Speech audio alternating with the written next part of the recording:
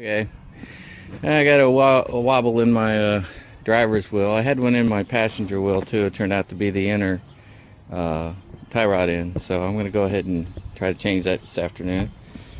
I like to use a little kitty mat to lie on because it's good for your backbones.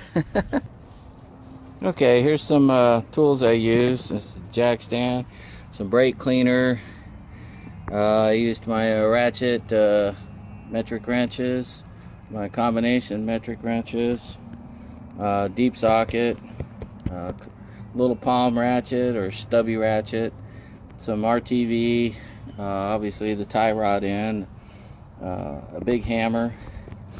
Here's the parts again that I used. I had to go get a tie rod in because the old one was shot.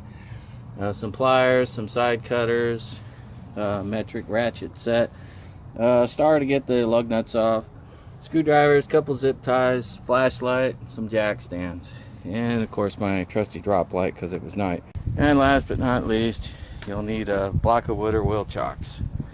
So first step is to go ahead and loosen up all the wheel lug nuts on your tire, and then jack the car up and set it on jack stands. Okay, I got all the lug nuts loose. Now I'm going to jack the car up. Almost forgot.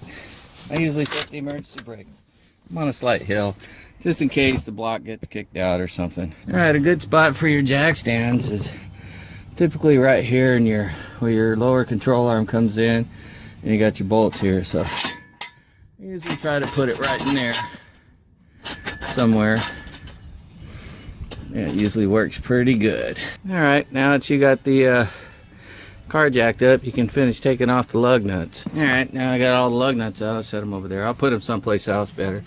You can pull that off, set it someplace, and you can pull your tire off.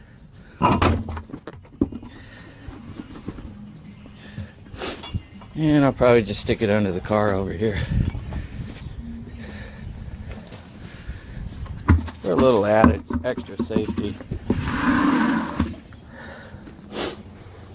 Okay, now's a good time to check your brakes. This isn't a brake inspection video, but you know, check in here, make sure they've got enough brake. You can't see it, so I'm just not going to worry about it. For the video, that is. I will do an inspection on it. Okay, next thing you want to do is take this nut off right here, this tie rod. And what we're actually going to be taking off is this inside part right here. This piece right here. Sorry about that.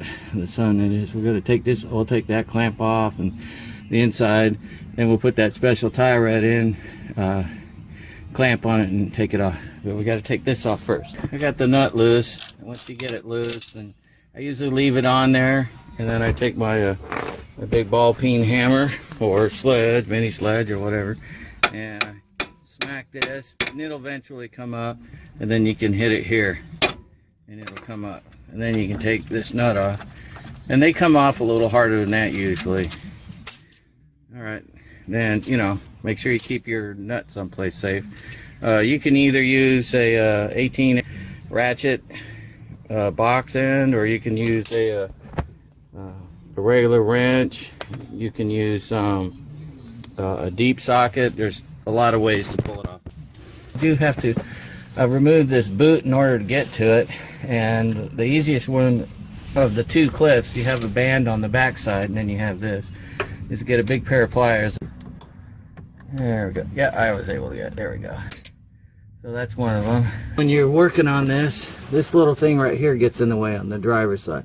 So we're going to go down and we're going to loosen the nuts up on that so we can push it aside.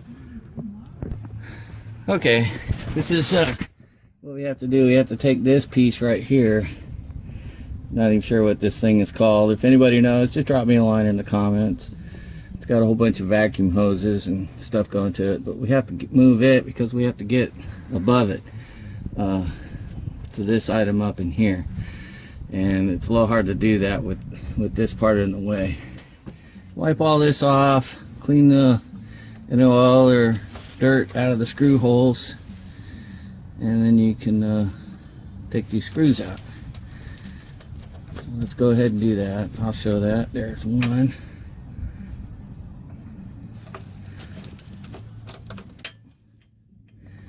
And 3. And then these are 10mm right here. That's for the bracket. Get it out of the way too. Alright, there we go. Oh, that one's still on there. It's pretty tight.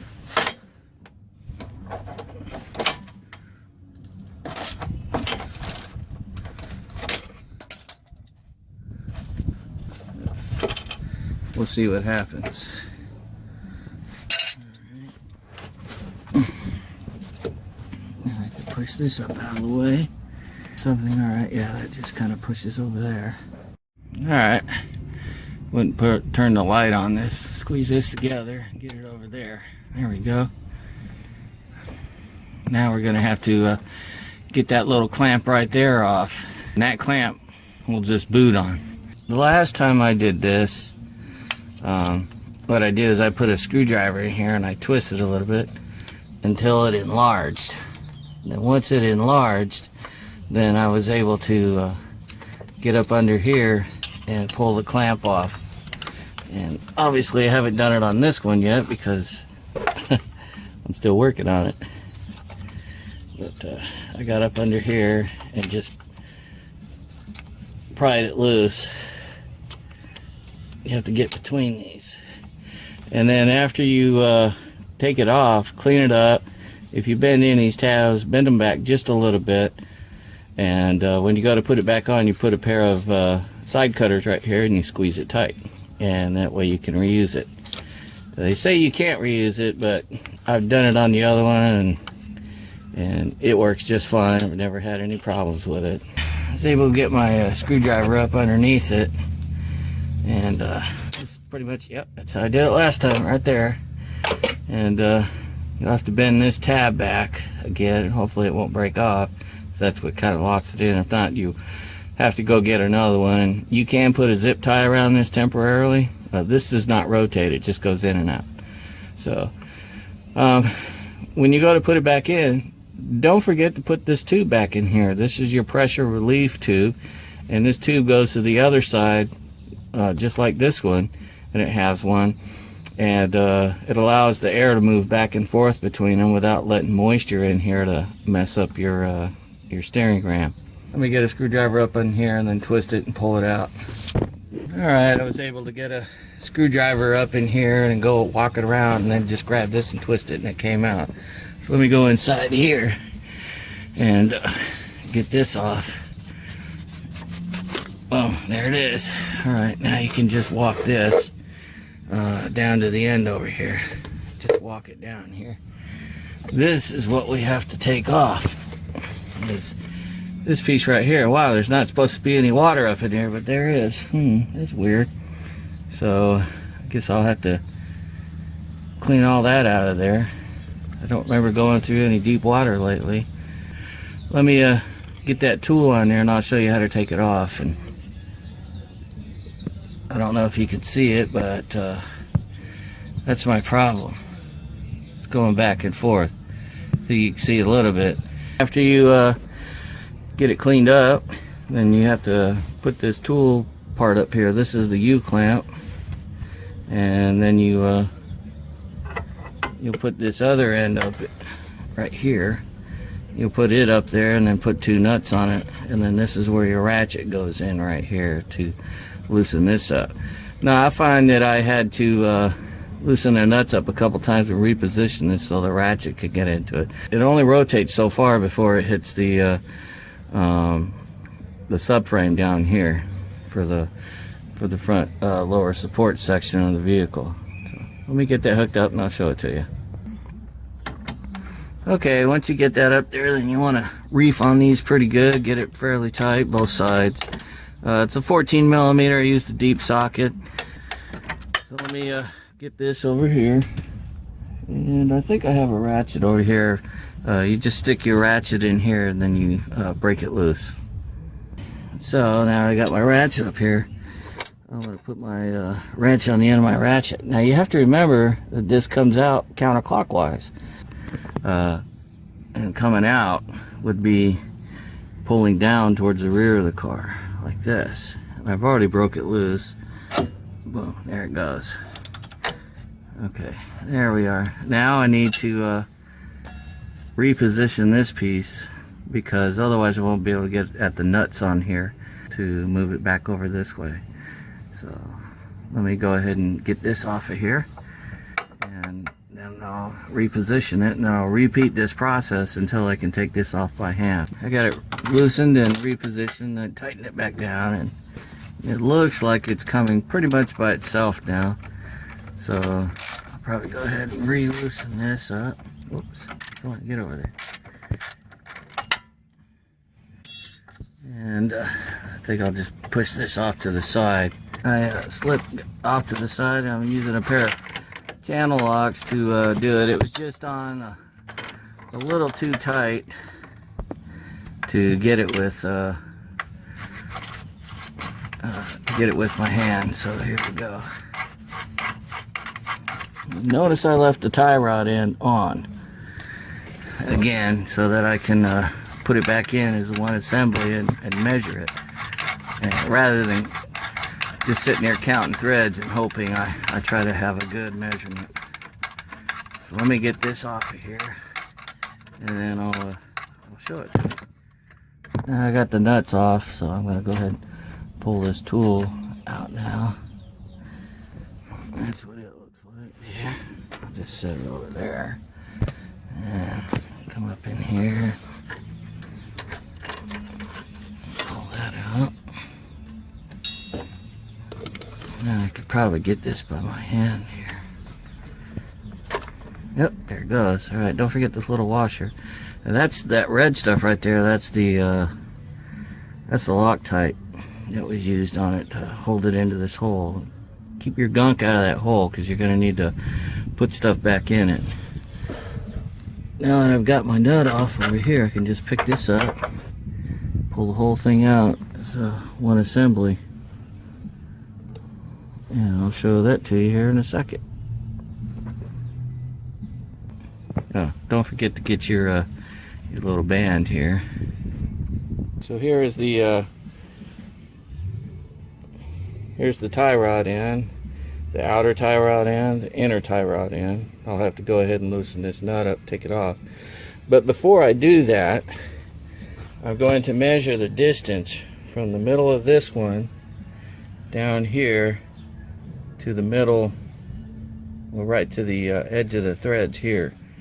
And then when I install my new one, I'll make sure it has the same length. When you put the new one back together, though, don't forget to put the boot back on. Otherwise, you got to take it back off again. So anyway, so that's what I'm doing. All right, here's that clamp that I pulled off of there. And here's the end. It was bent over a little bit. I kind of straightened it out some more. And what happens is you put this over the end over there, and then this gets pinched together. I'll probably spread that open a little bit more, but when I put it back on, then I'll use a pair of dikes, and I'll set it in here and pinch it closed again. And every time I've done it, it's worked pretty good. So that's what I'm going to do, and that's how I did the last one. People say you can't reuse them, but I don't know why they say that if you just understand how it works. As long as you don't, break the ends off, you should be able to reuse it all you want. Now what you do is you put your tape measure out, and you put it right up to the edge, and you bring it over to here, and you use the middle of this and bring it down and see where it's at. And looks like it's about 15 5/8. So that's what I'll put the new one at. You can do an inspection on this end right here and see how it comes out. And this one's a little loose. It doesn't seem to have any play in it, but it's really loose. There's no up and down or side to side, but it's really loose. So I'm going to go ahead and change this whole thing.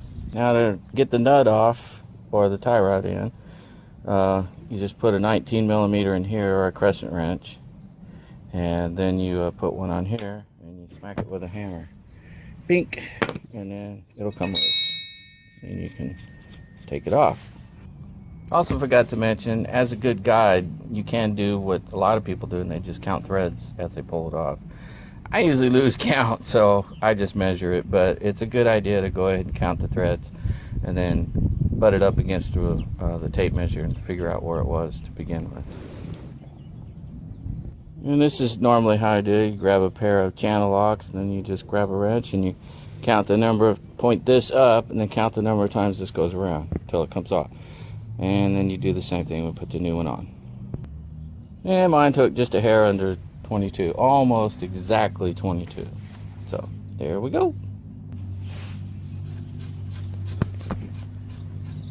And to compensate, you have to take the nut off. And I'll show you that to you here. Hold on.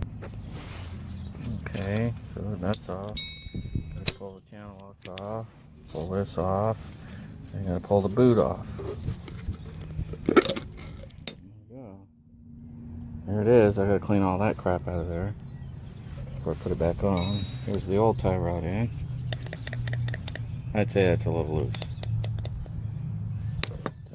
Anyways, let me get to the cleaning. Okay, I've got this bent over at a little bit more of an angle. What I did is I put it in the flat jaws of this and then squished it really gently so it wouldn't flatten it, but it wouldn't break it off either. And so I think this is just about ready to go back on. Okay, I got it shaped up just about as good as I can. When I squish it on, I'll be able to flip it over, and that little angle right there will grab the, well, with it, a little tension, it'll grab it. All right, then I can grab my side cutters and come in here with them and squish it tight, and that should work. It worked last time, so I'm dependent on it to work again this time. If not, I do have some zip ties in the garage. Back to this, I got to put this the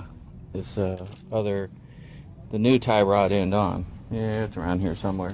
There it is. Let me get this put on, and then I'll show you. Now I'm going to put the boot on. I'm just going to basically slide it up over here, and then there's that little lip that goes in there that will fit in that groove right there. So there we go. There we go. But I'm not going to put it on all the way because obviously I have to open that up. So let me put it down a little bit of the way. Then I'm going to go ahead and grab the snap ring here and slide it up over the edge. Grab the nut, put it on, put that on here, then I could do this. And so I'm going to go to the parts store and go ahead and buy one and then put it on. Next time you see me, it'll probably be dark here. I have to drive this tomorrow to work.